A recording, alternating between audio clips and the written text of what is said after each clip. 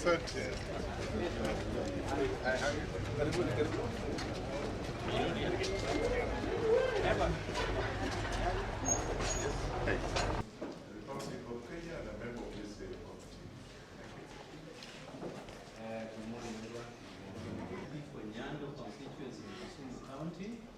And a member of this committee as well.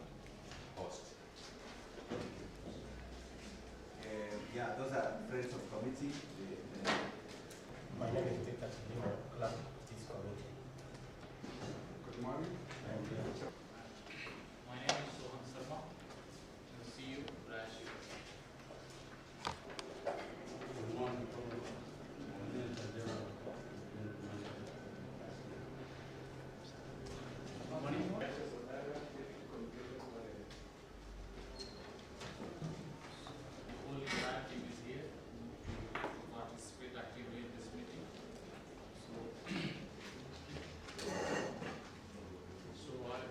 Here also the farmers representation. Hello everybody, my name is No.1 from Messi Zone.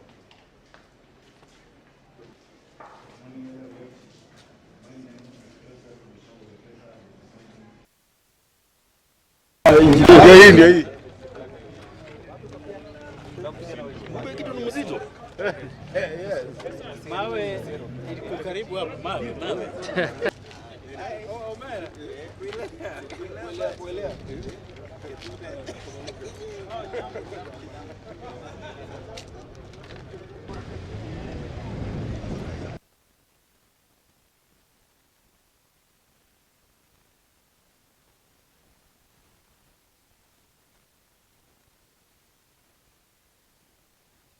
We have agreed on certain issues, but there are also certain issues in the bill that we feel must not be part of the bill. One of the key issues there being an item called catchment area, where millers are supposed to be put in a particular zone and a farmer can deliver cane to that zone.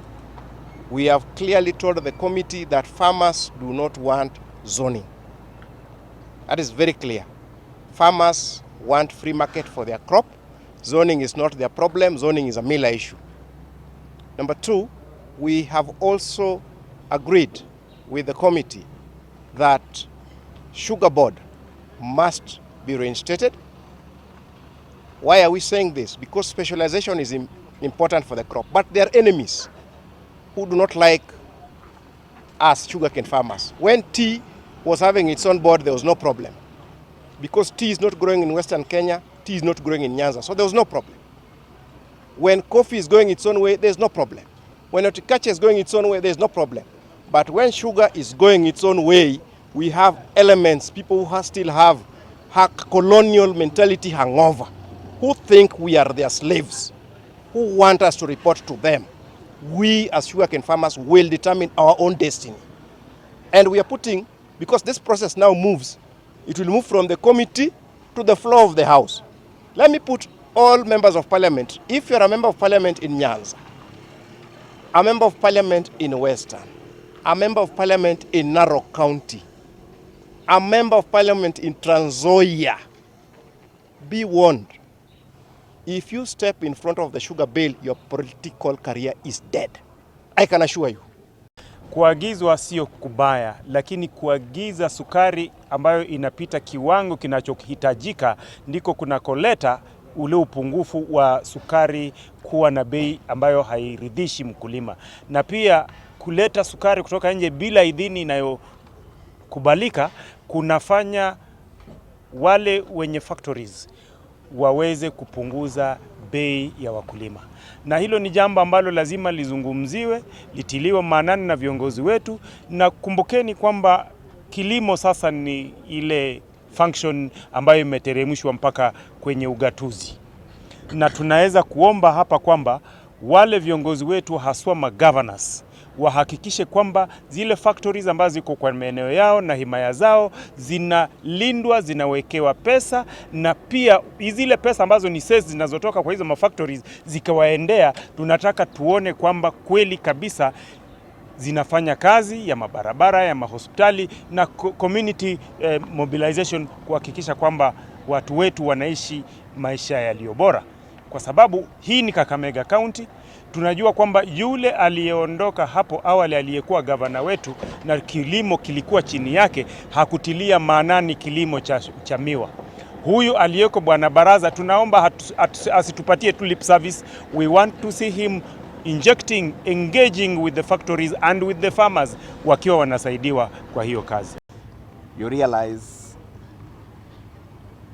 on 2013 there was a repeal of the Crops Act that introduced the AFA Act, Agriculture and Food Authority Act, which led to conglomeration of scheduled crops together, a number of actually all the scheduled crops that were grouped together and managed under AFA. But this led to no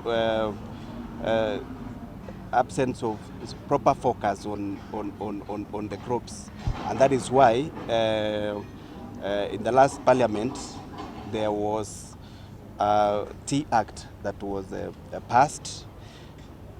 This Parliament, there is agitation of some scheduled crops to be removed from the AFA, like coffee, sugar, among other scheduled crops, so that they can actually get proper attention.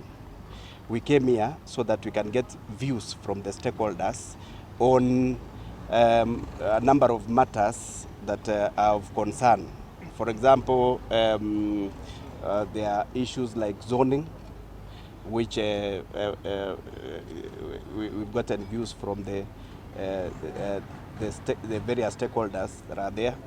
There is the Cabras sugar or West Kenya, and then there are farmers who has also given us their views concerning the same. We also sought views on why the previous why there was collapse of the public factories, and why the private factories are performing very well as compared to the public sugar factories that we have around. We have best practice in some of these sugar factories that can be borrowed and implemented in some of these private factories that can be borrowed and implemented in the public factories. When you brand your sugar on a name of a supermarket, you should declare the origin of that sugar. And these are some of the things maybe that we should put it very clearly on the bill that we are putting in place. Of course, also matters like levies, the distribution of levy of the fund. There is the Sugar Research Institute, for example, how much percentage should go there. There is, from the levies, there is the infrastructure fund, how much percentage. There is what percentage will go to the board once the sugar board is put in place. These are among the issues that members or other farmers and other stakeholders have actually advised. Yeah. We are on public participation. We are actually visiting more than 10 sugar mills around here. And when we retreat, we are going now to look at the bill clause by clause. Of course, you know the stages of the bill up to passing it in Parliament, and it should actually be approved by both parliaments so that it can now be taken to President for assent, and now it becomes an act of Parliament. One of the proposals that have been advanced by this bill is to see that only that shortfall, only that which is lacking within the country, having taken into consideration the production by our local sugar mills, is what will be brought into the country. But again, that calls for concerted efforts of several multi-agencies. You know, the KRA plays an important role. You have KEBS, you have the Ministry of Internal Security, you have all these players that must be brought on board in order that these unscrupulous business people do not take full advantage of that prevailing situation. Kitu ambacho tumezungumzia haswa zaidi ni mambo ya upakiaji wa sukari.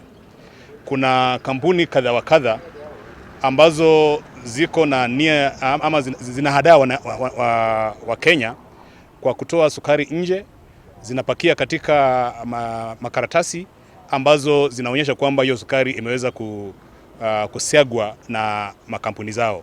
Hilo jambo kusema kweli linaua wakulima kwa kuwanyima haki yao, na watu wanaponunua hiyo sukari wananunua sukari wakifikiria kwamba ni sukari ambayo imesagwa hapa nchini, ila hali ni sukari ambayo imeagizwa kutoka nchi za ng'ambo. Hilo jambo tumelivulia njuga. Tunasema kwamba katika hii bill ambayo inakuja lazima liweze kushughulika, kwa sababu kuna kipengee katika hiyo bill ambacho kinapatia mtu yoyote ama shirika lolote nguvu za kuweza kupakia sukari katika hii bill ambayo imeproposiwa. So hicho kipengee tumesema kwamba kiweze kuondolewa, ndiposa wale wasagaji wa sukari wawe ndio wale watakaopakia, na iwapo kuna mtu mwingine ambaye angependa kupakia sukari, lazima aeleze kinaga ubaga kwamba hii sukari ambayo ninapakia imesiagwa na kampuni fulani, ndiposa tuwe na fair play in the whole game. Kitu ya kwanza, kama wakulima sisi tumekataa kitu inaitwa zoning.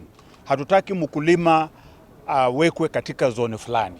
Kisa na maana ni kwamba tunataka kitu inaitwa free market. Kwa sababu wakulima wakati wanawekwa katika zone fulani, unapata mkulima anaumia kabisa. Na hii free market imetusaidia sana kwa sababu sasa kulingana na ile competition ambayo iko saa hii, ile ushindani ambayo iko katika millers, imewezesha ukiangalia kwa muda wa mwaka mmoja na nusu bei imetoka shilingi 3,800, saa hizi bei ya miwa ni shilingi 5,500.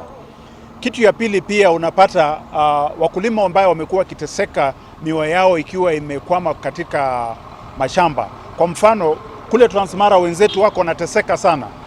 Miwa yao imekaa kwa shamba kwa miaka 4 ijavunwa, na sasa kulingana na ile mambo ambayo tumekuwa tukipigania tukisema mambo ya zoning itolewe, tumeanza kuona millers wengine wameanza kuokoa wenzetu kule, kwa sababu kitu mkulima anahitaji ni pesa.